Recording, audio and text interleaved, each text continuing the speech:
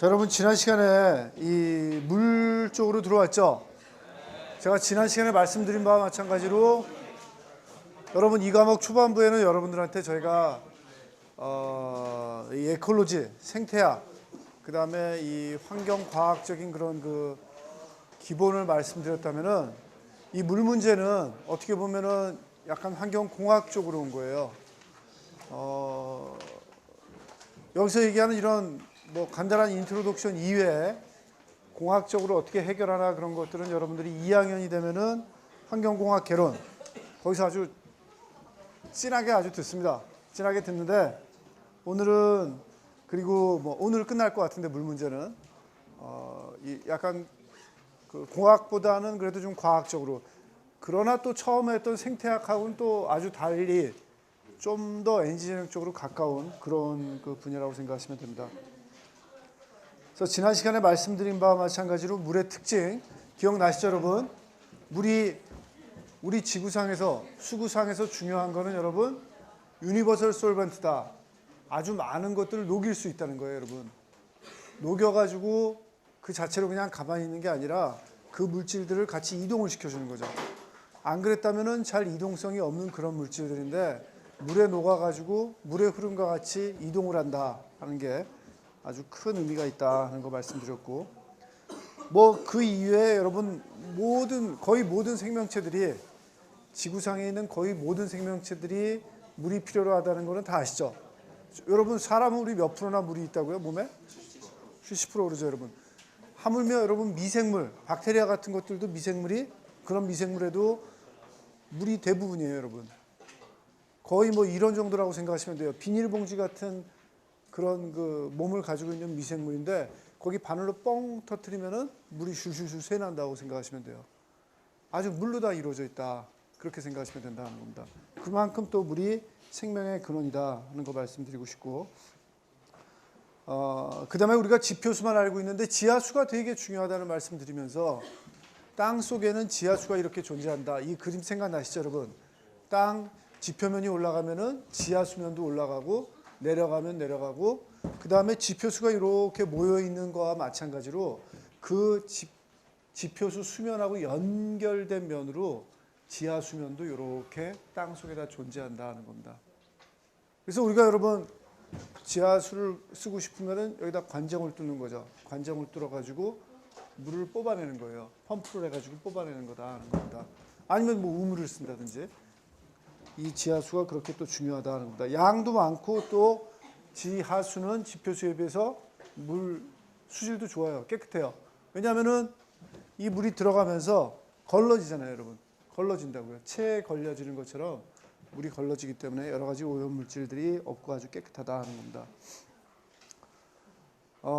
그 다음에 뭐 물을 쓰는 방법 이 세 가지 여러분들한테 말씀드렸고, 그 다음에 물을 결국은 워터 컨저베이션, 영어라는 표현으로 컨저베이션이라는 그 단어를 쓰는데 보전이죠. 우리말로는 보전인데 수량하고 수질을 다 보존을 해야 된다는 겁니다.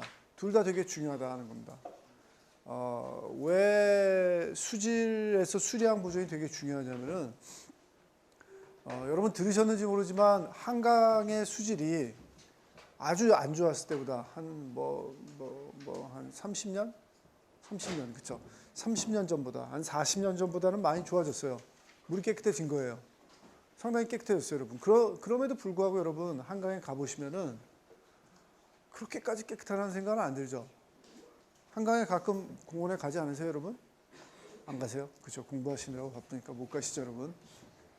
무슨 데이트예요, 그쵸? 공부해야지. 혹시 뭐 형님이나 누나가 아니면 언니가 갔었다는 얘기를 한번 그 위에 분들한테 한번 물어보시면 물이 그렇게 깨끗하진 않아요, 여러분. 한강이. 그렇게 안 깨끗한 이유가 뭐냐면은 그런 얘기들을 했어요. 잘 모르겠다고. 왜냐하면 우리가 돈을 엄청 썼거든요, 나라에서. 지자체에서 아니면 중앙정부에서도 이 한강의 물을 깨끗하기 위해서 돈을 얼마나 많이 썼어요. 그 투자한 게 여러분 어떻게 투자하면 될까요? 한강으로 들어오는 더러운 물들을 깨끗하게 하려고 여러 가지 시설들을 하고, 그런 저모여먼에 신경을 썼고, 그 다음에 비저모여먼 여러분한테 말씀드렸죠. 그렇죠? 비저모여먼도 엄청 신경을 써가지고 많이 관리를 하고 예산을 투자했음에도 불구하고 지금 와가지고는 돈을 쓰는 만큼 물이 안 깨끗해지더라 하는 겁니다. 그래서 여러 가지 다른 생각들을 하고 있어요. 여러 가지 다른 생각들을 하고 있는데 그 여러 가지 다른 생각 뭐 많은 것 중에 한 가지만 좀 말씀드리면은 수량이 또 중요하더라 하는 겁니다. 여러분. 수량이 중요하더라 하는 거예요. 한강에 들어오는 여러 가지 지천들, 조그만 천들 있잖아요. 근데 그 천들 중에서 오염물질을 100% 제거할 수 없는 데도 있어요. 오염물질이 어쩔 수 없이 들어오는 데가 있다고 여러분.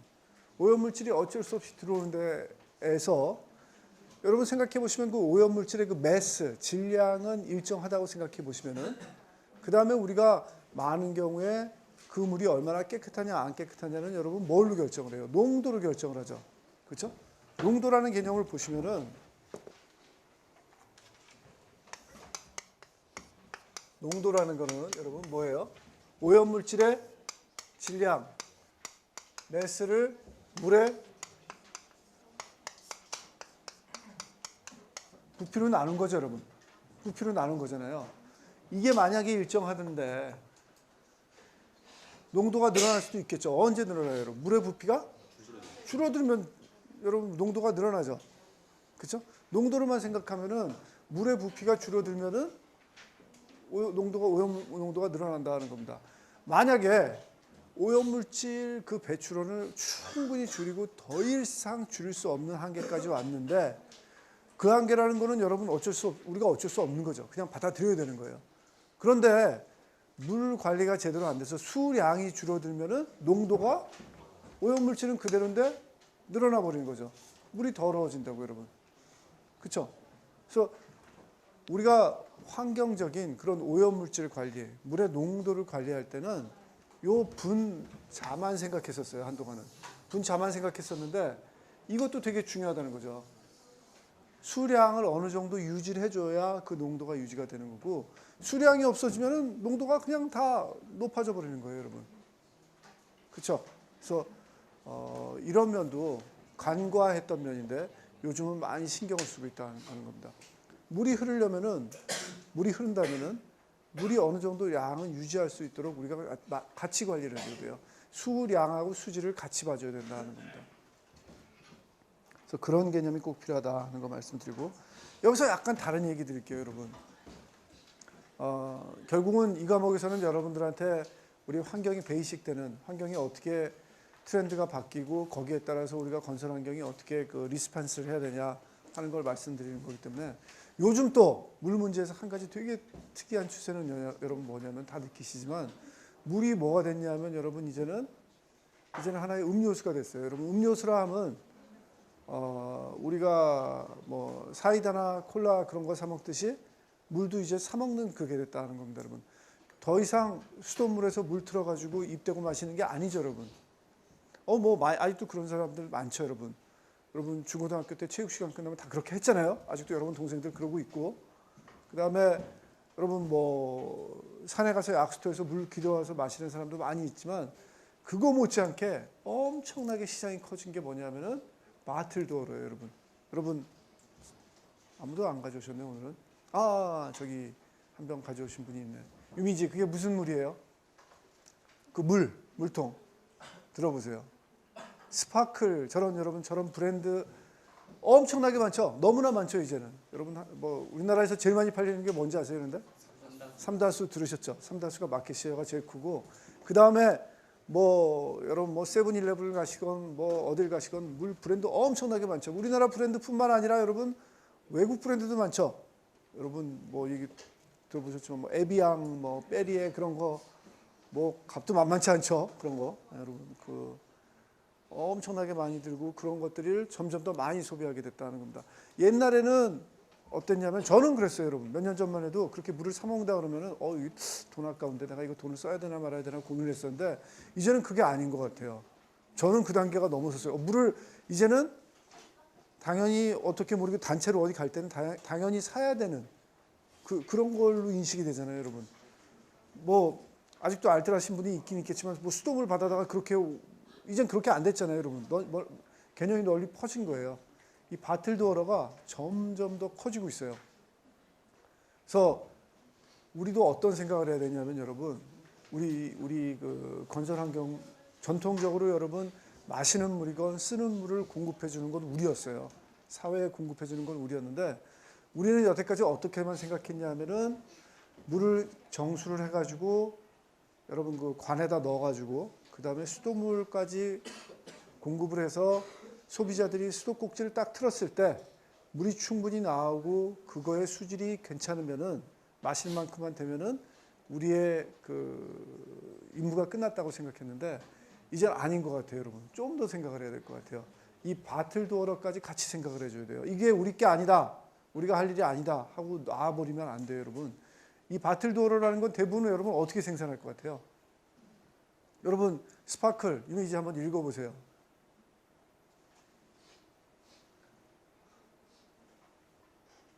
읽어보시라고. 거기 수원지가 어디예요? 충남 어디라고 지금 읽었죠, 여러분? 충남 어디 가가지고 여러분 저물을 어떻게 한 거예요? 지하수를 이렇게 대부분 펌프아웃 하는 거예요. 샘물이죠, 여러분. 아까 전 그림에서 보신 것 같이 이렇게 여러분 이런 걸 꽂아가지고 지하수를 이렇게 뽑아내가지고 만든 물이라고요. 사실은 별도의 처리도 안 한 거죠. 이 물이 충분히 깨끗해가지고 그냥 담아가지고 오는 거예요. 근데 결국 저게 소비자한테 간다면은 여러분 이제는 우리가 생각을 안 했던 문제가 뭐냐면은 과연 저 병이 충분히 깨끗한가, 그 관리가 잘 되는가, 그런 것까지 이제는 우리가 같이 신경 써야 될 그런 대상이 된다는 겁니다. 그래서 우리의 영역이 점점 더 커진다는 거 말씀드리고 싶고, 그 다음에 여러분 이게 몇 년 전 통계이긴 한데 이 바틀도어를 얼마나 많이 쓰냐는 거예요. 2006년 통계인데 내가 최근 통계 좀 가져올게요, 나중에. 우리 여러분 많이 쓰는 데가 어디쯤이에요, 여러분 보시면은. 와우, 멕시코네요, 여러분. 미국도 아니고 멕시코. 여러분 상대적으로 이걸 많이 쓴다는 건 여러분 뭐죠? 수질이 나쁘다는 거죠. 수돗물을 믿을 만하지 않다는 거예요. 수돗물에서 원래 수돗물이 하기로 한 마실 수 있을 만한 수질을 딜리버를 못 해주는 거죠. 제대로 시빌 엔지니어들이 일을 못 하는 거예요, 이 나라들은. 반면에 우리나라 어디 있죠, 여러분? 우리나라 색깔 어때요? 여러분 일본에 비해서는 어때요? 진해요. 여러분 2006년에 이미 우리가 일본보다는 이 바틀도어를 많이 쓰기 시작했어요. 멕시코에 적용했던 그런 똑같은 논리로 생각하면 여러분 우리나라도 수질을 딜리버 못하는 거 아니냐 하실 수도 있는데 아닙니다, 여러분. 2006년에도 수도에서 틀어서 나오는 수질의 퀄리티는 괜찮아요. 우리나라는 마실만 해요.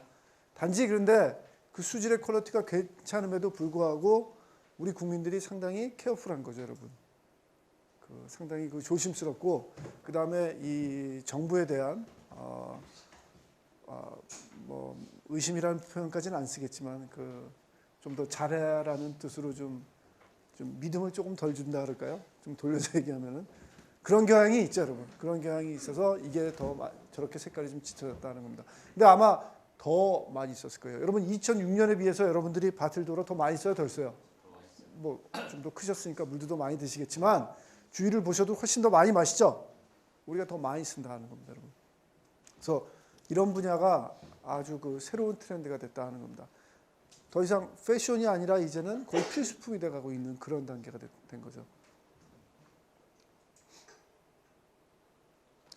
자, 그 다음에 이제 수질 문제로 한번 넘어가 보시죠, 여러분. 그래서 수질 오염이라는 거는 워터 폴루션이라는 거는 여기서 얘기했듯이 데그레데이션 오브 워터 퀄리티, 수질이 저하하는 거, 수질이 안 좋아지는 거를 수질 오염이라고 그러고, 그 다음에 어떠한 특정한 목적에 맞지 않게 되었을 때 우리가 contaminated라는 말을 쓴다 그랬죠. contamination. 그러니까 예를 들면은 물 안에 어떠한 여러분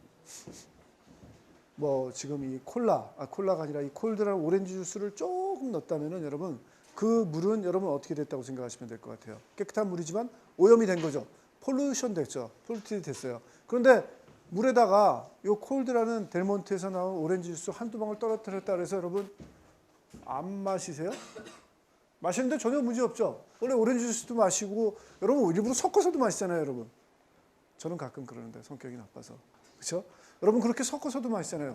마시는 목적에 전혀 폴루션 안 됐죠. 그런 경우에는 컨테미네이티드 된 게 아니죠, 여러분. 그렇죠? 폴루션 됐다고는 할 수 있어요. 순수한 의미의 H2O가 아니라 다른 유기물인 오렌지 주스가 들어갔기 때문에 오염, 폴루티드 됐다고는 할 수 있지만 사실은 마시는 음용 용도로는 전혀 컨테미네이션이 안 됐기 때문에 컨테미네이티드란 말은 못 쓴다는 겁니다. 오케이? 자, 그 다음에 제가 또 어떤 얘기 들었어요, 여러분? 물 가지고 손 씻었어요. 내가 손 씻었어요. 수돗물 나온 거를 가서 뭐 비누칠을 하건 뭐 비누칠을 안 하건 손을 씻었어요, 여러분. 뭐 그 물을 마실 수는 없죠. 그렇죠? 마실 수는 없어요. 그 물은 손 씻은 물은 폴루티드 됐어요. 폴루티드 됐고 마시는 목적에는 컨테미네이티드 됐겠죠. 마실 수는 없지만. 그렇죠? 없기 때문에. 반면에 그 물을 여러분 화분에다가 준다 그래서 문제가 돼요? 안 되죠. 화분에다가 물 주는 그 용도에는 컨테미네이티드 된 것도 아니에요, 여러분. 그렇죠? 그래서 이 폴루션 됐다는 거하고 컨테미네이션 됐다는 거 그 개념이 약간 다르다는 걸 여러분들이 좀 봐주십시오. 자, 그 다음에 물의 오염 정도를 전통적으로 나타내는 게 여러분 어렸을 때부터 많이 배우신 BOD 생각나시죠? 바이오 케미컬 옥시전 디맨드. 그렇죠? BOD 배우시지 않았나요? 배우셨죠? BOD가 높으면 그래서 물이 더러운 거예요, 깨끗한 거예요? 더러운 거죠. BOD가 높다는 거는 그만큼 그렇죠. 산소를 많이 요구하니까 그만큼 산소가 있을 때 분해될 수 있는 유기물의 농도가 높다는 거죠. 그렇죠? BOD가 높다는 거는 그래서 물이 안 좋다는 거고 보통 이런 물에 있는 BOD는 특히 이 하천인 경우에는 about 30% 그러니까 한 3분의 1 정도는 어디서 오냐면은 농사 짓는 그 농업 활동에서 온다는 겁니다. 비조모형으로 온다는 거죠. 그래서 농사를 짓고 뭐 비료를 준다든지 아니면 땅을 일궜기 때문에 거기서 나온 유기물들이 비가 와가지고 휩쓸려가지고 강물에 들어와가지고 BOD가 생겨났다는 겁니다. 그러니까 강주위에서 하천주위에서 농사를 짓는 한 우리가 강에서 나오는 BOD의 3분의 1은 줄일 수 있다는 거예요, 없다는 거예요? 줄이기 힘들다는 거죠, 사실은. 그렇죠? 농사를 짓는 경우에는 어쩔 수 없이 나오고 나머지는 어디서 나온다? 컴바인드 수어라는 거는 여러분 뭐냐면은 이 우리가 하수, 우리가 생활하수 버린 거하고 그 다음에 도시에서 비가 온 다음에 여러분 이렇게 오늘같이 비 오면은 이 땅 위에 있는 여러 가지 먼지들이 다 쓸려가지고 강물로 나가죠. 그런 거가 한 3분의 2를 차지한다는 겁니다. 아시겠죠? 그렇게 된다는 겁니다. 자, 컴바인드 수어라는 거는 또 사실은 어떤 표현이냐면 여러분 하수관이 우수관하고 이 하수관하고 두 개가 합쳐진 경우, 컴바인된 경우를 우리가 컴바인드 수어라고 써요, 여러분. 자, 무슨 얘기냐면은 우리 집이 있잖아요, 여러분. 집이 있고 거리가 있다고 한번 생각해 보세요. 요즘은 도시를 어떻게 만드냐면은 집에서 여러분 우리 더러운 물 버리죠? 하수도 나가죠? 하수관이 이렇게 땅 밑에 묻혀 있어요. 그래서 결국은 이거는 하수처리장으로 가겠죠. 그렇죠? 하수처리장으로 가요. 근데 길가에 가다 보면 여러분 길 옆에도 조그만 하수구가 있죠. 보통 다 하수구가 있어요. 비 오면 물이 들어가는데 그거는 보통 우수관이에요, 여러분. 그래서 길 밑에 있는 우수관은 요것도 이렇게 연결이 돼 있다는 겁니다. 자, 요즘 만드는 도시들은 여러분 어떻게 되냐면 이런 지하 속에 물이 흐르는 관이 상수도관 이외에 2개 있어요, 여러분. 2개 있어가지고 집에서 버리는 진짜 하수, 우리가 뭐 목욕하고 설거지하고 뭐 손 씻고 그런 하수는 하수처리장으로 보내요. 그런데 이 우수관, 길거리에 나오는 우수관은 여러분 이거는 어떻게 되냐면 하수처리장으로 안 보내요. 곧장 어디로 연결해 버리냐면은 저 하천으로 연결해 버려요. 강물로 곧장 연결을 해 버린다는 겁니다. 무슨 얘기예요? 비가 오면은 여러분, 비가 오면은 거리에서 그 깨끗하게 그 거리에 있는 먼지를 씻은 그런 물들은 곧장 강물로 들어가 버린다는 거예요. 처리 안 하고. 반면에 요 물들, 우리가 생활할 수 이런 것들은 하수 처리장을 꼭 통해서 나가게 만든다는 겁니다. 요즘은 이렇게 만드는데 옛날엔 여러분 어떻게 만들었냐면은 이거를 합쳤어요. 컴바인드 한 거죠. 컴바인드 해가지고 옛날에는 이런 컴바인드 수어가 주로 이루어졌다는 겁니다. 혼합식이죠. 혼합식. 자, 이렇게 혼합을 해버리면 여러분 어떤 문제가 생길까요? 비가 오면 어떻게 될까요? 비가 많이 오면. 그렇죠. 너무 많은 거죠. 물이 너무 많아요. 근데 이 모든 게 다 어디로 가게 돼 있냐면 하수처리장으로 가게 돼 있어요. 하수처리장 입장에서는 여러분 보통 때는 내가 하루에 뭐 한 10만 받게 돼 있는데 비가 갑자기 많이 와버리면 나한테 한 50이 들어오는 거예요. 그럼 하수처리장은 그 50을 받을 능력이 안 돼요. 설계를 그렇게 안 했어요, 여러분. 그렇게 안 했기 때문에 내가 원래 10만 받게 돼 있는데 50이 들어오면 나머지 40은 어떻게 하겠어요? 갑자기 집에다 각 가정에다 전화해서 좀 가지고 계실래요? 그럴 수는 없잖아요, 여러분. 어떻게 하냐면 나머지 40은 내가 안 받아들이고 그냥 날 바이패스 시켜요. 다 강물로 나가게 만들어 버린다는 겁니다.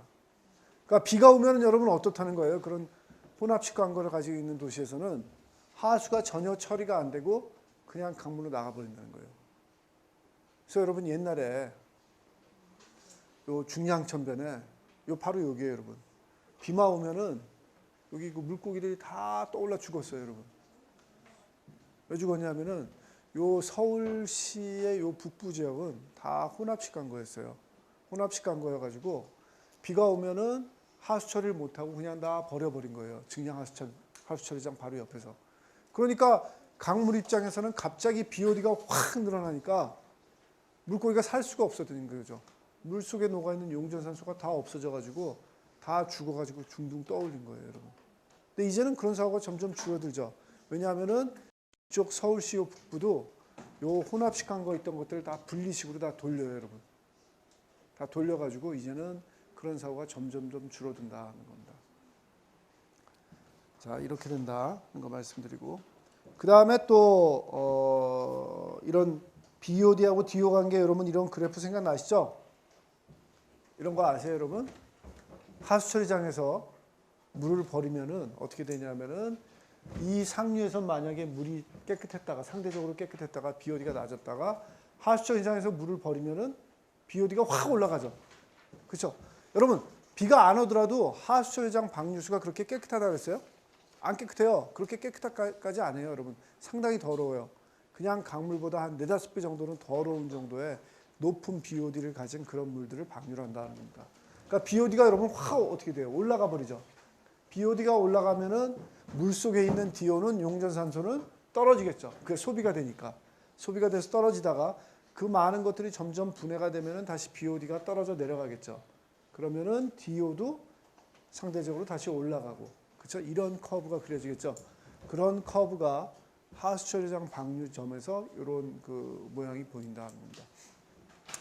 여러분 우리 학교 이 교실이 너무 좋다 그랬죠. 여러분 그래서 우리가 공부를 하다 말고 막 뛰어나가가지고 저 중량하수처리장을 막 가기 여기로 금방 나가면은 중량하수처리장 조금 아래잖아요.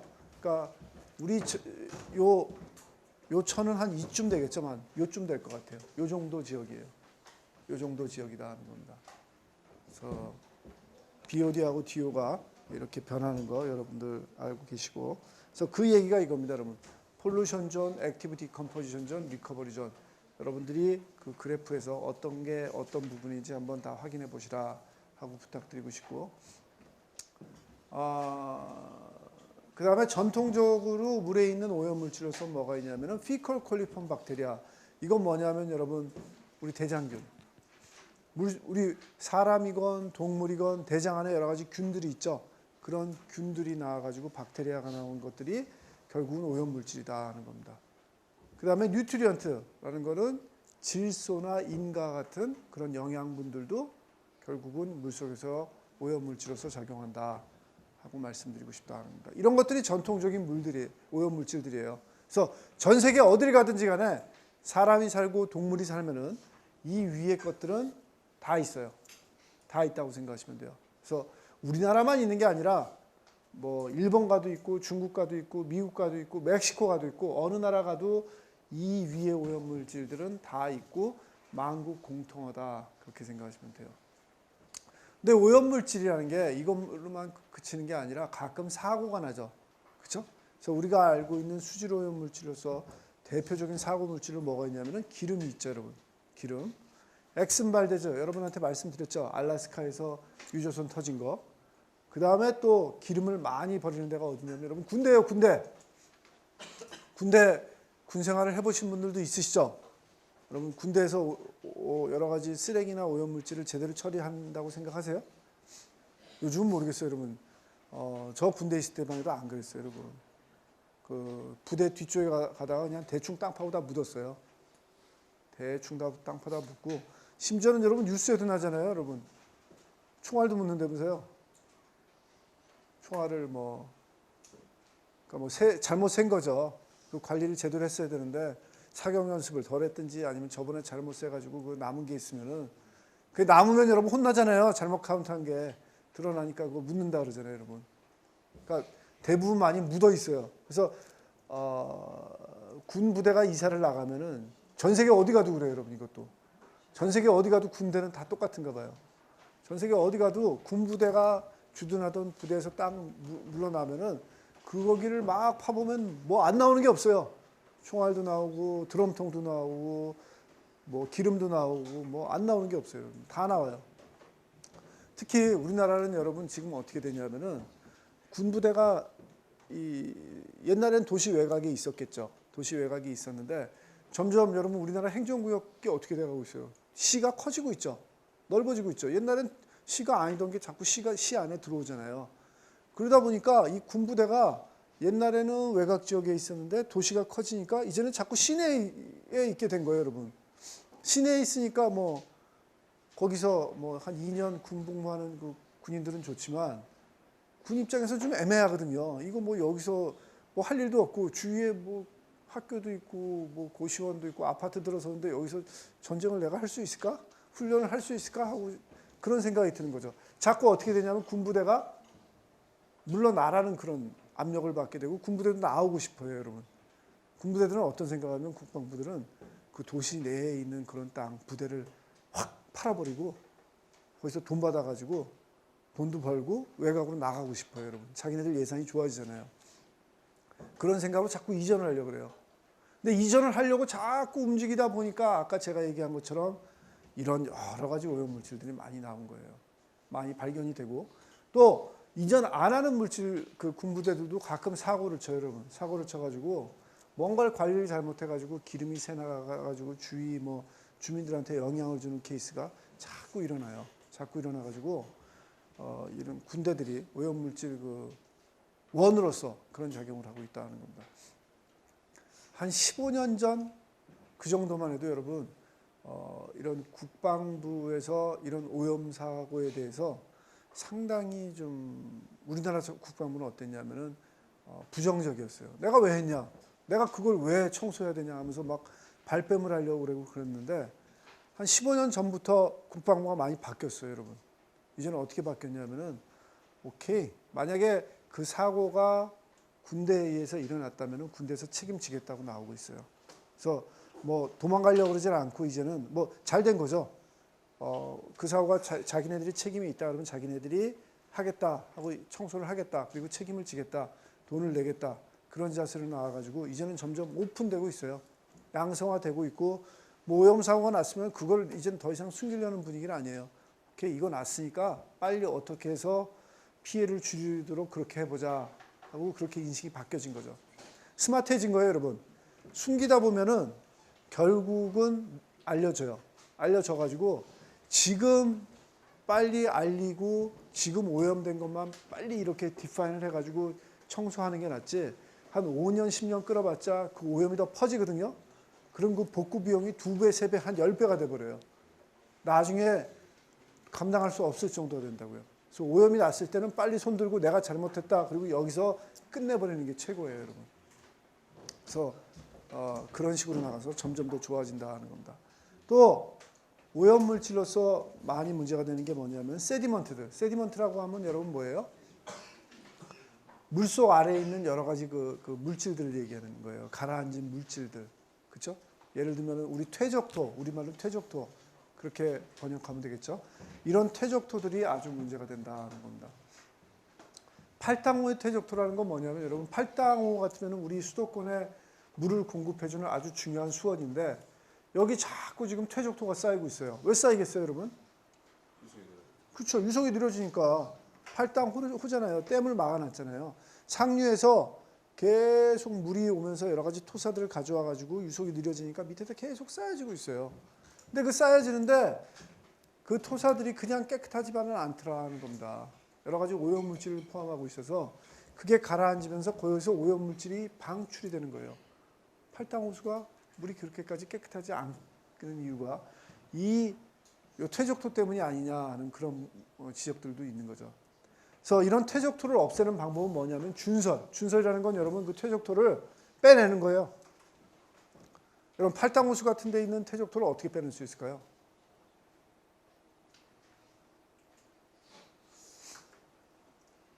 뭐 생각하실 수 있는 방법 있으세요? 그렇죠. 퍼내는데 뭐 아주 커다란 빨대 같은 것들을 딱 달아가지고 슉 석션할 수도 있겠죠. 석션할 수도 있을 거고 그걸 뭐 포크레인으로 뜨기에는 팔당 호수가 너무 깊죠. 포크레인이 물에 빠져 죽겠죠, 여러분. 꼬꾸라져서 안 될 거고 이런 식으로 뽑아내야 되겠죠. 그래서 이거는 계속 얘기는 하고 있는데 못 하고 있어요. 왜냐하면은 그거 하는 동안 물이 더러워질 거 아니에요. 흙탕물이 될 거 아니에요. 그래서 그동안 수돗물을 못 공급해주면 여러분 어떻게 해요? 이 수도권의 많은 인구들. 그래서 큰 문제가 생기기 때문에 못하고 있다는 겁니다. 그 다음에 또 요즘 와서 문제가 많이 되는 것 중에 하나가 광산 폐수. 여러분 그 강원도 쪽에 광산이 있었잖아요. 그걸 더 이상 작업을 안 하고 클로징을 하면은 거기서 계속 지하수가 흘러나와요. 근데 그 지하수가 광산에 있던 여러 가지 그 광물들을 녹여가지고 나오기 때문에 pH가 아주 낮고 중금속 농도가 꽤 높아요. 그래서 그런 것들이 한강에 들어오면 또 안 좋기 때문에 이런 것들을 어떻게 처리하냐 하는 이런 문제들이 우리나라에서는 요즘 이슈가 된다는 겁니다. 자, 기름 문제로서 여러분 이 그 사진을 좀 가져왔어요. 여러분 그 엑슨발데즈 말고 2000년도에 저 미국의 걸프 오브 멕시코만 루이지애나 남쪽, 플로리다 남쪽에 커다란 사고 났다고 우리 지난 시간에 얘기했었죠. 그거 어떻게 사고 난 거라고요, 여러분? 이렇게 기름을 뽑아내다가 파이프가 열려버린 거예요, 여러분. 기름이 계속 솟아나온 거죠. 그래서 그 사진들을 한번 보시면은 여러분 이렇게 된다는 겁니다. 자, 지금 바다 위에 기름이 가득 떠 있는데 이 연기가 나오죠. 이 연기가 왜 나오냐면은 바다 위에 지금 기름이 확 퍼졌는데 이걸 도저히 어쩔 수 없으니까 불을 붙여버린 거예요. 빨리 붙이면 이렇게 그래도 타기라도 해요. 좀 늦게 붙이면은 이 기름이 물속에 갇혀가지고 타지도 않아요. 그래서 지금 급하게 어떻게 할 수가 없으니까 태워버리는 거예요, 여러분. 태워버린 거. 여러분 이 그림 여기선 잘 안 나오는데 얼마나 이 무지개 색깔, 물 위에 기름이 있을 때 나오는 그 색깔 알죠, 여러분? 그게 진하게 있고 물고기 죽은 거 보이시죠? 그렇죠? 아주 오염이 심했죠. 여러분 얘 펠리칸 한번 보세요. 완전히 쩔었죠, 진짜. 기름에 쩔은 거예요, 여러분. 그 다음에 여러분 이거는 뭐냐면은 요게 거의 그 새우 사이즈라고 생각하시면 돼요. 작은 새우 사이즈. 작은 새우를 주변에 있는 흙하고 그런 것들을 이렇게 플라스크에 얹어가지고 이 작은 얇은 디스크에 얹어가지고 한번 이렇게 밑에서 빗을 붙여본 거예요. 이런 것들이 뭐예요, 여러분? 다 기름이에요. 기름방울들. 기름방울이 크게 퍼져 있다가 아까 제가 여러분 어떻게 된다고 그랬어요? 기름을 물 속에 오래 놔두면은 기름이 물 안에 트랩이 돼요. 이런 식의 트랩이 돼가지고 잘 타지도 않아요, 여러분. 이렇게 트랩된 게 다 보이죠, 여러분? 얘는 어떻게 하겠어요, 여러분? 이거 먹겠죠. 얘가 무슨 생각이 있겠어요? 아마 먹을 거예요. 배고프니까 이걸 먹는 동안에 묻어 있는 걸 먹으면은 뭐 너무 많이 먹으면 얘는 어떻게 되겠습니까? 죽겠죠. 죽을 거고 어느 정도 죽지 않을 정도 먹었다면은 얘는 결국은 그 기름을 가지고 있다가 먹이사슬로서 위로 올라가겠죠. 그럼 먹이사슬 위에 있는 애는 얘네들 기름 먹은 애들을 많이 먹을 거기 때문에 몸속에 기름 농도가 점점 더 늘어나겠죠. 그렇죠? 그래서 물고기에 더 늘어나고 그런 식으로 다 전이가 된다는 겁니다. 사진 많아요, 여러분. 그래서 밑에 이런 이 여러 가지 뭐 이거 상어예요, 뭐예요? 고래나 돌고래인지 걔네들도 이렇게 돌핀이네, 돌고래네. 얘네가 지금 위에 기름이 이렇게 쫙 깔려 있는 물 속에 안에서 헤엄치고 있는 거 보이시죠? 얘네도 다 영향을 받겠죠, 결국은. 자, 이거는 그 동네 어민들이에요, 여러분. 어민들. 이 자기네들 완전히 생계가 넘어져가지고 자기네들 그 주민회의 할 때 얼마나 이 낙담하고 있는 그 모습들을 보여주고 있는 거고. 여러분 실제로 바다에 이렇게 그 스테이션이 있어서 기름을 뽑아내는 거잖아요. 그 기름에 그 스테이션에 불이 붙은 모양 보여드리는 거고.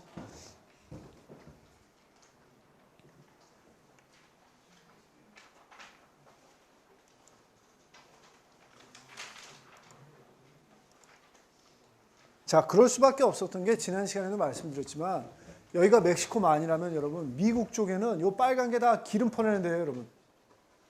엄청나게 기름 퍼내는 데가 많죠. 이렇게 기름을 많이 퍼내니까 사고가 날 수밖에 없죠, 여러분. 자동차가 많이 다니면은 100% 사고가 안 나면 다행인데 모르겠어요, 여러분. 한 10년 후에 구글이 만드는 그 무인 자동차 있죠. 그걸로 돼서 100% 사고 프리가 되는 그렇게 되면 다행인데 그렇다면 자동차 다니는데 사고가 제로가 될 수도 있겠죠. 근데 이런 데서 사람이 오퍼레이션하는 이런 환경에서는 사고가 날 수밖에 없다는 거죠. 이런 옵쇼어들이, 그러니까 바다 쪽 나가서 기름을 이렇게 뽑아내는 전 세계적인 분포가 이렇게 된다는 겁니다. 여러분 미국 요번에 난 데가 여기죠. 여기고 미국이 꽤 많이 해요. 근데 미국만이 아니네요, 여러분. 전 세계적으로 보면은 많이들 하고 있다는 거예요. 그렇죠? 많이들 하고 있다는 거예요. 사고 날 개연성이 엄청나게 높은 거예요, 여러분. 또 어디가 많이 하냐면 여러분 이쪽 북해 쪽도 되게 많이 하죠. 북해 쪽도 많이 하고 이쪽 뭐 아프리카 쪽도 엄청 많네요. 앙골라 이쪽에도 엄청 많고 브라질 쪽에도 많고 앞으로 우리가 이게 좀 마지막이었으면 하지만 마지막이 아닐 가능성이 충분히 있다는 거죠. 근데 이러한 그 오프쇼어 플랫폼에서 기름이 샌 게 지금 사진 보여드리는 요 멕시코만 2010년 케이스가 여러분 가장 최악의 사건이었어요. 양으로 보면 최악의 사건이었고 다른 것보다는 훨씬 더 다른 것들은 이걸 비해서 좀 양이 좀 적었다는 겁니다. 근데 이 분석을 해보면은 여러분 이렇게 된다는 겁니다. 결국은 어떻게 되는 거냐면은 미시시피 강 있죠, 여러분. 미시시피 강 여러 번 나왔죠, 우리 과목에서. 미국에서 제일 긴 강, 이 사람의 간을 몇 번씩 들어갔다 나왔다는 이 강, 미국의 중앙을 쫙 흐르는 이 강은 결국은 물이 흐르니까 물은 유니버설 솔번트이기 때문에 또 물이 흐르면서 여러 가지 물질들을 같이 이동시키기 때문에 이 미국 대륙의 중부의 그 평원에서 여러 가지 물질들을 다 가져와 가지고 이쪽에다 쫙 뿌려놓는 거잖아요. 유속이 느려지면서. 여기는 그러니까 아주 생태계가 아주 좋아요. 그죠? 습지도 있고 아주 좋은 지역인데 여러 가지 다양한 생물들도 많이 살고 실제로 또 오염물질을 정화시키는 그런 기능도 있고 아주 좋은 지역임에도 불구하고 이 주변에서 이만큼 기름을 많이 빼내고 있는 거예요. 물론 이 지역보다는 더 깊은 데서 많이 하지만 이번 사고도 2010년 사고도 결국은 어떻게 된 거예요. 여기서 하나가 터져가지고 기름이 이 안쪽으로 다 영향을 미친 거죠. 그렇죠? 안쪽으로 다 영향을 미치고 이런 사고가 또 일어날 수도 있다는 겁니다. 자, 여러분 이 지역이 또 뭘로 유명하냐면은 요 모래가 그렇게 좋아요. 물이 그렇게 모래도 좋고 물이 되게 깨끗한 해수욕장인데 여러분 이게 해수욕장이에요. 지금 모래고 색깔 어떻게 됐나 보세요, 여러분. 완전히 이렇게 돼버린 거죠. 초콜릿색 바다가 된 거죠. 여기 파도 치는 거 보이시잖아요. 그렇죠? 거기서 나온 기름이 여기까지 그대로 다 들어오는 거죠, 그냥. 다행인 것은 여러분 분해가 좀 되긴 됐어요. 이거는 그 주위에서 떠온 이 흙하고 흙에 기름이 있는 거하고 물 그 바틀인데 5월, 6월, 7월. 근데 여러분 점점 양이 어떻게 돼가고 있어요? 줄어들고 있죠. 분해는 돼가고 있었어요, 다행히. 분해는 자연이 그래도 많이 해가지고 분해는 되긴 됐지만 그래도 처음에 그 샥이 엄청난 거죠, 여러분. 그죠? 그러면 이 자연의 능력이 대단한 거예요, 여러분. 우리도 태안반도 때도 우리가 가서 많이 닦아가지고 우리가 다 제거한 것 같지만 사실은 대부분의 일은 자연이 다 알아서 했어요. 그렇죠? 대부분 다 자연이 다 알아서 했고 우리가 돕긴 도왔지만 이 정도 능력으로 아주 분해가 되긴 된다는 겁니다. 그 지역에 그 수입하고 사람들이 어디서 일을 많이 하냐예요. 결국은 그 걸프만에 보면 여러분 대부분 사람들이 주민들은 이 관광으로 먹고 산대요. 그게 깨끗한 데인데 실제로 돈은 어디서 많이 왔냐면은 요 기름 가지고 돈을 더 많이 번 거죠. 기름 가지고 돈을 많이 벌 정도로 이 지역에는 엄청나게 경제적으로 큰 손실을 입힌 거죠, 사실. 그래서 웨트랜드가 아까 말씀드린 대로 그런 습지가 상당히 이거로서 많이 망가졌다는 거 여러분들이 이 사진 한번 봐주시고 걸프 멕시코가 어떻게 되는지도 한번 봐주시고 결국 이렇게 안 좋아졌다. 그다음에 여러분 뭐 이 사진 보시면 또 다시 한번 아시겠죠. 기름에 완전 쪄들었죠. 그 세디먼트가 쪄든 사이에 요 거북이 이렇게 헤엄쳐가는 거 보이시죠? 이런 사진이 아주 흔했던 그런 그림이 된 거죠. 우리만 한 거 아니었네요. 우리만 태안 가서 한 게 아니라 미국 사람들도 나갔었네요. 그렇죠?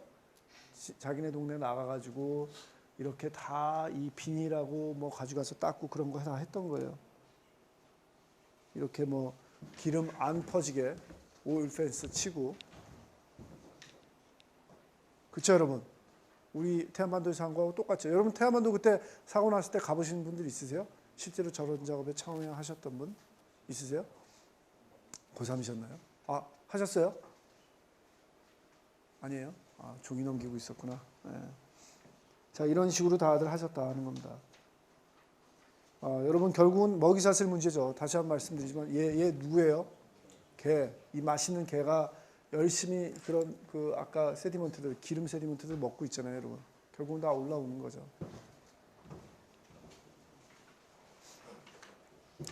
자, 제가 15까지 끝냈죠.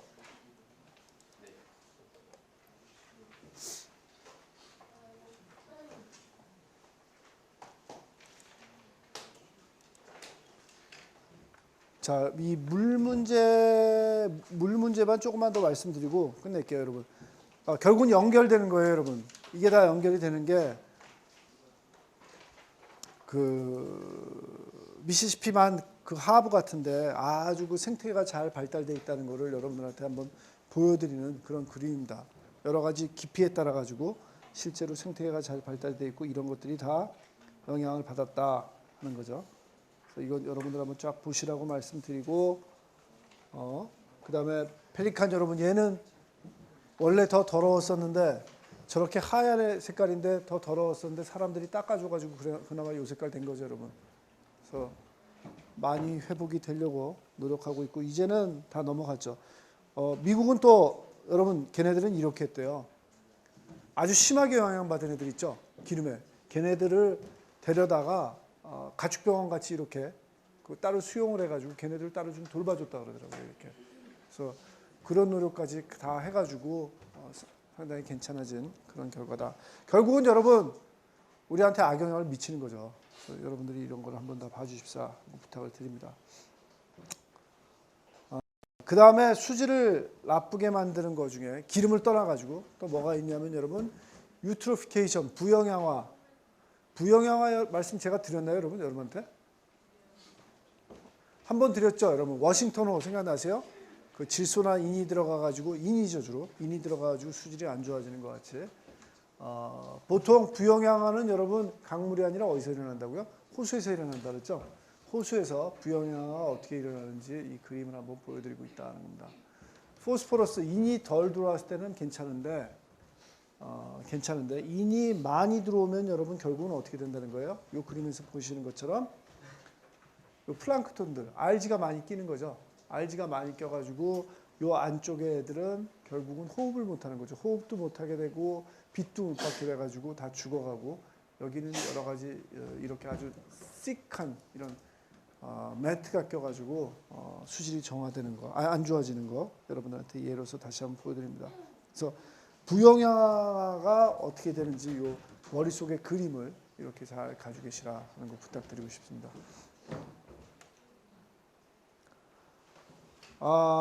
그 다음에 지표수 오염에서는 점오염원하고 비점오염원이 있다. 그거는 제가 다시 말씀 안 드릴게요, 여러분. 점오염원은 한 가지 점에서 나오는 거는 비점오염이라는 거는 넓은 지역에서 오염원이 들어가는 거고, 그 다음에 세프틱 탱크 디스포저라는 건 뭐냐면 여러분 이거예요. 정화조. 여러분 정화조 생각하시면 돼요. 하수관망이 다 돼 있다면은 정화조가 필요 없겠죠, 여러분. 왜냐하면은 그냥 쭉쭉 다 하수도로 가져가면 되는데, 아주 시골에 하수도가 안 된 지역, 예를 들어서 여러분들이 강원도 산간에 전원주택을 하나 짓고 싶다, 여기 가서 살고 싶다. 그래서 뭐 생각은 좋죠, 여러분. 돈이 있으시고 여유가 있으셔서 전원주택을 짓겠다고 가시는 건 좋은데, 근데 그 지역에 진짜 아무도 없다면, 전원주택 단지도 아니고 사람도 안 살고 있다면은 여러분들이 그 전원주택이라는 게 그렇게 심플한 문제가 아니라는 거죠, 여러분. 집은 지었는데 여러분 물은 어디서 가져오실 거예요? 마시는 물. 뭐 삼다수 사 드실 거예요? 그래도 되죠, 뭐. 갈 때마다 그 큰 밭을 사가지고 가서 드시면 되는데, 씻는 건 어떻게 하실 거예요? 여전히 삼다수 쓰시겠습니까? 그건 좀 돈이 많이 들잖아요, 여러분. 그래서 한 가지 방법이 뭐가 있을까요? 지하수를 개발하시든지 아니면은 그럼 빗물을 받아서 쓰시든지, 그래서 쓰시면 될 거예요. 그 다음에 뭐 오케이, 씻고 마시고 그것까지는 됐어요. 하수는 어떻게 하시겠을 거예요? 여러분 거기 가 있는 동안 설거지 하시고 목욕하고 그 다음에 뭐 화장실 가시고, 그 하수는 어떻게 하시겠냐고요? 정화해서 버려야 되겠죠. 어디다 버리실 거예요? 하수관이 없는데. 하수도를 버린다는 거는 여러분 기본적으로 뭐냐면, 여러분 집 앞에까지, 집 밑에까지 시에서 지자체가 하수관을 깔아줘야 돼요, 여러분. 그래야 여러분이 거기다 연결해서 하수관에 버릴 수 있는 거예요. 그런데 어디 산골에 들어가시면은 그 산 밑에까지 지자체가 이 하수관을 못 뚫어놨어요. 생각을 못 했죠. 거기 가서 사실지. 거기서 사신다 그러면은, 그러면 내가 그러면 그 어디 뭐 강원도청이나 어디 뭐 군청이나 전화를 해가지고, 헤이 저 여기 이제부터 살기 시작했으니까 하수관 놔주세요. 그러면은 곧장 와서 놔줄 것 같아요, 여러분? 못 놔줘요. 왜냐하면은 하수관을 묻는다는 게 여러분 그렇게 심플한 작업이 아니에요. 관 사이즈도 있고, 그 다음에 그거를 여러분 집 앞에다 연결한다는 얘기는 집에서부터 하수처리장까지 다 연결을 해야 된다는 거예요. 엄청난 재원이 든 거예요. 여러분들이 돈을 내시겠다? 그렇다면 오케이 해줄 거예요. 그럼에도 불구하고 당장은 못 해주고 한 몇 년 걸려서 해줄 그런 상황이라는 겁니다. 여러분들이 하수를 버릴 데가 없어요. 그렇다고 여러분 하자마자 뭐 나가서 그냥 산에다 쫙쫙 뿌리고 사시겠어요? 그러실 수도 있겠죠. 그런데 그러면은 여러분 결국은 그 여러분 지금 마시려고 한 지하수 조금 이따 다 오염되죠. 지하수로 다 들어간다는 겁니다. 그래서 어쩔 수 없이 하는 방법이 뭐냐면은, 옛날에 우리나라도 다 했는데 미국 쪽에 특히 많아요, 여러분. 정화조를 만드는 거예요, 여러분. 정화조. 정화조라는 거는 요 탱크, 여러분 세프틱 탱크라고 저 그림이 있죠. 세프틱 탱크. 세프틱 탱크라 해서 이 정화조를 딱 만든다는 겁니다. 정화조라는 건 뭐냐면은 결국은 우리가 버린 물들이 그 탱크 안에 다 들어가는 거예요, 여러분. 그 탱크 안에 있다가 탱크 안에서 우리가 뭘 하길 바라냐면은 그 안에서 미생물의 작용에 의해서 어느 정도 처리가 되길 바라는 거죠, 여러분. 그리고 실제로 처리가 돼요.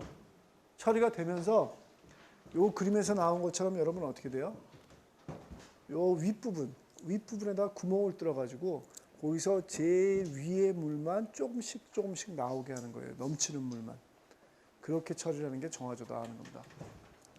그러니까 정화조를 보시면은 이런 탱크가 있는데 물이 들어가죠. 하수가 들어가죠. 그래서 어느 정도 이렇게 차고 여기다 구멍을 하나 뚫었다고 생각하시면 돼요. 보통 때 물이 얼마 없을 때는 여기 이렇게 있다가 내가 물을 조금 쓰면은 여기로 물이 나간다는 겁니다. 물을 또 여기다 집어넣으면 안 되겠죠. 이쯤 집어넣든지 그래야 되겠죠. 자, 무슨 얘기냐면은 이 안에는 여러분 내가 버린 약간 건더기도 있을 거 아니에요. 뭐 라면 뭐 끓여 먹고 남은 뭐 면이나 그런 것들, 이런 것들도 여기다 있을 거고, 내가 물을 그렇게 많이 쓰지 않을 테니까 나 혼자 써봤자 얼마나 쓰겠어요, 여러분. 이게 건더기가 쫙 밑에 가라앉고 위에 물들이 위에 뜬다 하는 겁니다. 그래서 가만히만 놔둬도 건더기는 가라앉고 맑은 물은 위로 올라가기 때문에 맑은 물만 이렇게 넘어가게 만드는 거예요. 근데 이걸 한동안 놔두면 이 안에서 어떤 작용이 일어나냐면 미생물, 특히 여러분 공기를 따로 불어넣어주지 않고 놔두기 때문에 여러분 호기성, 현기성 반응에 의해서 현기성 미생물이 자연적으로 생겨나가지고 이 안에 있는 유기물들이 분해가 돼요. BOD가 줄어든다는 거예요, 여러분. 고맙죠? 여러분 박테리아한테 고마워할 수밖에 없어요. 그렇죠? 우리보다 지구에 먼저 살기 시작했고 그 다음에 우리한테 이렇게 도움을 주는 거예요. 사실은 뭐 박테리아도 도움 받는 거죠. 우리가 그렇게 해주니까 지도 먹고 사는 거 아니에요, 여러분. 그렇죠? 그렇게 해서 이렇게 위에 맑은 물만 다 처리되고 그래도 깨끗한 물만 넘어가게 만든 게 이 바로 정화조다 하는 겁니다. 자, 우리가 원래 픽처는 이래요. 근데 정화조가 우리가 바라는 대로 100% 퍼포먼스가 다 나오지 않을 수도 있겠죠. 제대로 안 되면은 여러분 상당히 더러운 물이 나올 수도 있다는 겁니다. 그런 것들이 오염원으로서 또 작용할 수도 있다는 거죠, 여러분. 그래서 그런 문제들. 여러분 어디 가면 그러면 또 정화조가 있을까요? 우리나라 같으면 전원주택 말고 여러분 어디 산속에 갔을 때 간이 화장실 있죠, 야외. 그 100% 다 밑에 정화조 있다고 생각하시면 돼요. 정화조가 있어서 그게 분해가 되는 거고, 그게 그 밑에까지 하수관 가 있다고 생각 안 드시죠? 하수관 안 가 있어요, 여러분. 그거 가끔 누가 와서 퍼가요? 모르겠어요. 가까이 있는 데라면 퍼갈 수도 있는데 보통 안 퍼가요, 여러분. 산속에 있는 거는. 그 정화조 형태로 계속 유지가 되는 거죠. 엄청나게 많이 해서 넘쳤다. 그럼 가야죠. 건더기가 넘쳤다 그러면 가야죠. 근데 그러지 않고는 안 간다 하는 겁니다. 자, 그 다음에 또 물을 오염시키는 것 중에 지하수 오염이 있다. 지하수가 깨끗하다고만 했는데 지하수도 오염이 된다는 겁니다. 가장 대표적인 것 중에 하나가 뭐냐면 솔트워터 인트루전. 솔트워터 인트루전이라는 건 여러분 뭐냐면은 여러분 이런 거예요. 여러분 내가 섬에 살아요. 아니면 해안가에 살아요. 이 지역이에요. 그렇죠?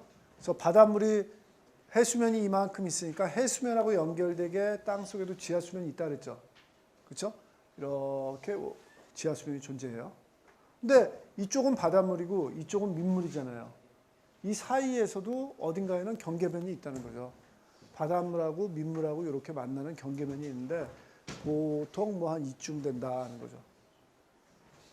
근데 내가 요 섬에 사는데 섬에는 보통 식수가 모자라잖아요. 그렇죠? 그래서 땅을 파가지고 지하수를 개발을 해서 민물을 계속 퍼 올려서 마셨어요. 마시다 보니까 이쯤에 하셨다면은 요 민물을 어느 정도 먹은 다음에 내가 너무 많이 물을 써버리면은 여기 있던 지하수가 물 쪽으로 이렇게 펌프로 나와버려요, 여러분. 더 이상 민물이 안 나오고 지하수에 바닷물이 나온다는 거죠. 그럴 거 아니에요, 여러분. 여러분 생각해 보세요. 여기서 빨대를 꽂고 내가 하고 아주 세게 빨아들이면은 민물 다 먹은 다음에는 바닷물이 올라올 수밖에 없겠죠. 그러면은 이 펌프는 더 이상 쓸 수가 없어요. 우리가 마시는 용도로 쓸 수가 없는 거죠. 그런 상태가 되어버린다는 겁니다. 자, 특히 우리나라 서해에 도서지방에 가면은 이런 식으로 해서 더 이상 쓰지 못하는 관정이 많이 있어요. 너무 많이 써버린 거죠. 사람들이 많이 살면서. 그래서 조금씩 썼어야 되는데 양을 너무 잘못 조절하면 이런 솔트워터가 들어와 버린다는 겁니다.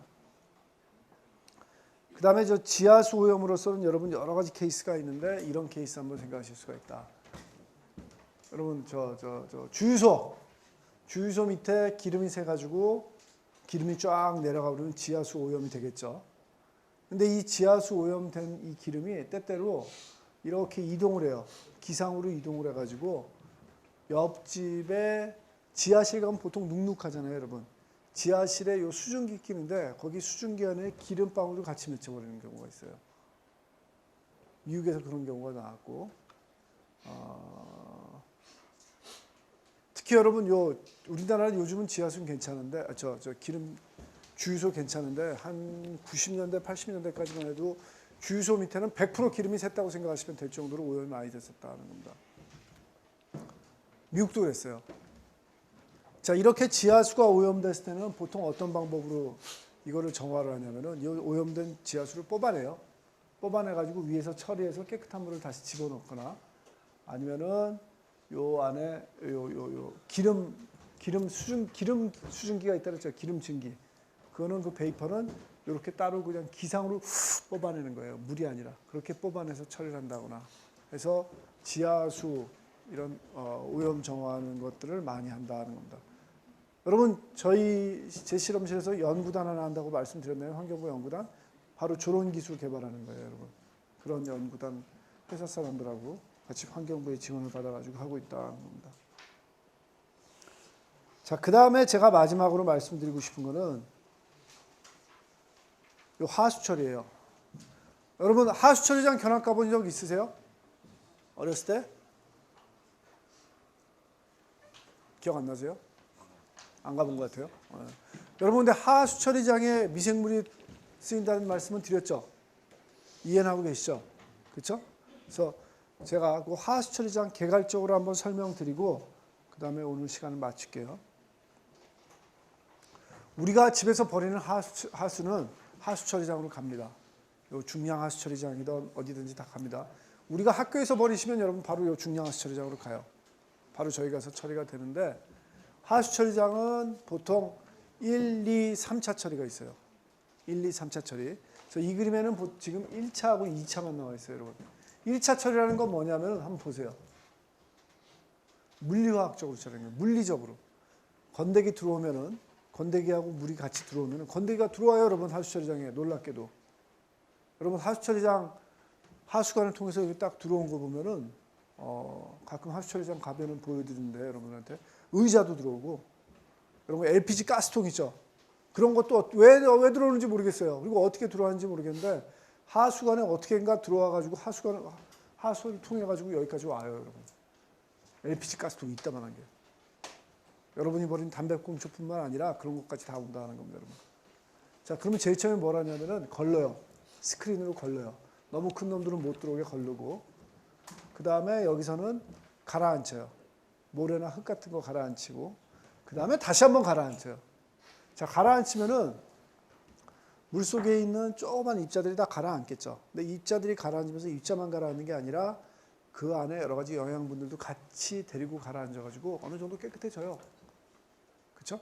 그래서 그냥 간단하게 처리하는 방법이기도 하고 또 이런 입자가 있으면은 2차 처리는 나중에 그 미생물을 이용한 처리거든요.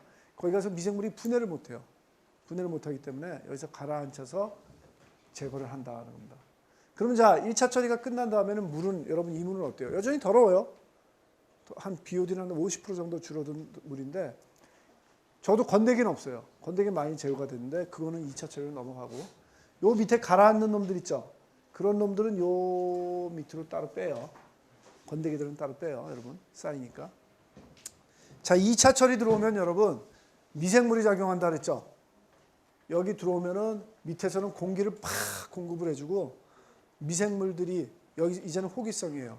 호기성 미생물들이 물속에 녹아있는 BOD를 막 먹어치우는 거예요. 먹어치울 수 있도록 해준다는 겁니다. 여기서 호흡하면서 먹고 막 살이 찌게 만드는 거예요.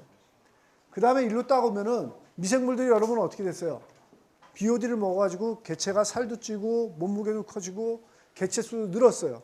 걔네들이 가라앉게 해줘요.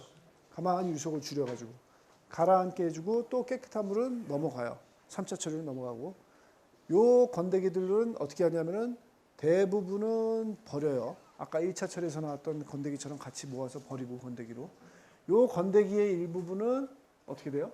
다시 2차 처리 앞으로 와요. 왜요? 요 건더기는 여러분 아까 뭐라 그랬어요, 제가?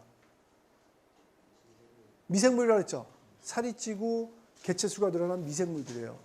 얘네가 여기서 음식을 잘 먹다가 여기 잠깐 오면 여러분은 어떻게 돼요? 음식이 없죠? 배가 고파요. 굶었어요.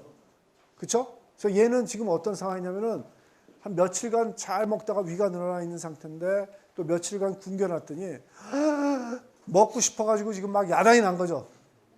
막 그 음식이 되게 필요한 그런 단계라고요. 자, 걔네들을 여기다 다시 돌리면 얘네가 어떻게 되겠어요? 너무 좋아져.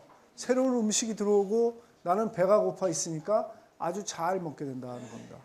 그리고 또 돌리는 한 가지 이유는 물론 여기서도 미생물들이 계속 살아오지만 얘네들은 한번 이 이런 그 하수들을 먹어본 놈이죠. 여러분 뭐 그런 얘기 있죠. 어떤 음식도 먹어본 놈이 잘 먹는다고. 한번 먹어본 놈이라 훨씬 더 효율적으로 잘 먹죠. 그렇죠? 다시 또 먹게 만든다는 겁니다. 그래서 2단계에서 미생물을 이용해 가지고 물 속에 있는 유기물을 미생물의 바디화 시키는 거예요. 고체화 시키는 거예요. 그렇게 해서 제거를 한다는 겁니다. 그 다음에 여기서는 물을 그냥 버린다 그랬는데 버리는 게 아니라 이제는 3차 처리를 해요.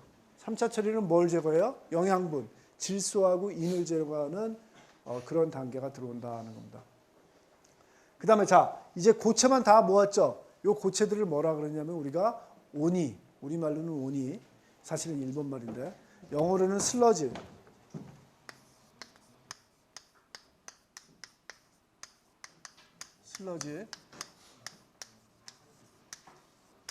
슬러지라고 그래요. 이런 것들을 다 모아가지고 처리를 따로 한다는 겁니다. 근데 여러분, 한 가지 다른 게 있어요. 1차 처리에서 나온 슬러지는 주로 뭐겠어요? 덩어리가 큰 거나 아니면 흙 같은 것들이에요. 무기물들인데 2차 처리에서 온 것들은 주로 뭐예요, 여러분? 미생물이에요. 유기물이에요. 그렇죠? 얘네들이 같이 온다는 겁니다. 요 다이제스터라는 건 뭐냐면은 소화조라는 거예요, 여러분. 마치 우리 아까 정화조 있었죠? 정화조하고 같아요. 저 안에서 현기적으로 미생물들이 지금 살이 쪄가지고 이렇게 돼 있죠? 걔네들을 세포를 부시는 거예요. 그래서 물을 빼내가지고 물은 따로 버리고 그 다음에 고체들만 따로 모아가지고 처리를 하는 그런 방식이다 하는 겁니다. 그래서 결국은 하수처리장이 한 게 뭐예요? 물속에 녹아있는 유기물을 아니면 여러 가지 건더기들을 고체화한 거죠. 고체화했고 그 다음에 깨끗한 물은 절로 나가버린 거죠. 그렇죠? 고액 분리를 한 거예요. 자, 이런 단계를 거쳐가지고 하수처리가 된다는 겁니다.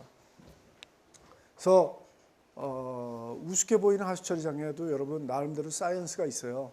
미생물을 이용한 바이오 사이언스도 있고 그 다음에 그거를 어떻게 효율적으로 잘 디자인할까 하는 것들을 우리 여러분 선배들이 계속 고민하고 있고 고민해왔고 앞으로도 계속 고민할 그런 토픽이다 하는 겁니다. 자, 오늘은 여기까지 하겠습니다. 수고하셨습니다. 네.